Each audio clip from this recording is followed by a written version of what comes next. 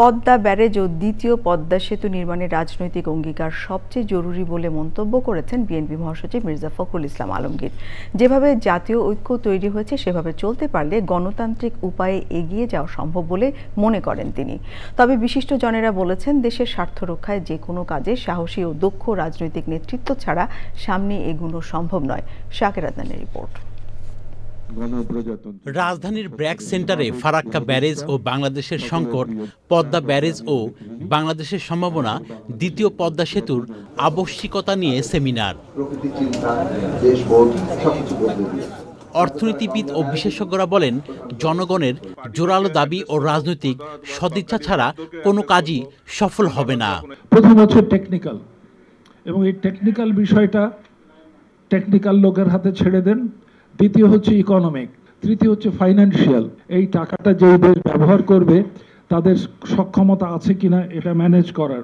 ভারতের সাথে এখনো 50টির উপর অভিন্ন নদী আমাদের রয়ে গেছে। এইগুলি নিয়ে কথা হয়েছে, কাজ হয়নি।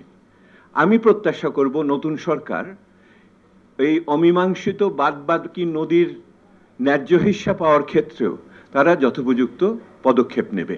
নতুন একটা সম্ভাবনা আমি আজকে উপলব্ধি করছি, সে হচ্ছে রাজনীতি এবং মানুষের মধ্যে যে ধরনের সংযোগ হওয়া দরকার আগামীর বাংলাদেশের যে কাঙ্ক্ষিত বাংলাদেশ গঠনে, তার একটা নতুন সুযোগ দেখতে পাচ্ছি। আয়োজনের প্রধান অতিথি বিএনপি মহাসচিব মির্জা ফখরুল ইসলাম আলমগীর বলেন, ঐক্যবদ্ধ থাকলে সবকিছুই অর্জন করা সম্ভব। ফারাক্কা ব্যারেজ বা ফারাক্কা বাঁধ শুধু ফরিদপুর এলাকা, রাজবাড়ী এলাকার সমস্যা নয়, এটা আজকে পুরো দক্ষিণাঞ্চলের সমস্যা। সুতরাং ওই মানুষ, আপনাদের সমস্ত নাগরিকদেরকে যেটা বললেন, সেই নাগরিকদেরকে আজকে ঐক্যবদ্ধ হতে হবে।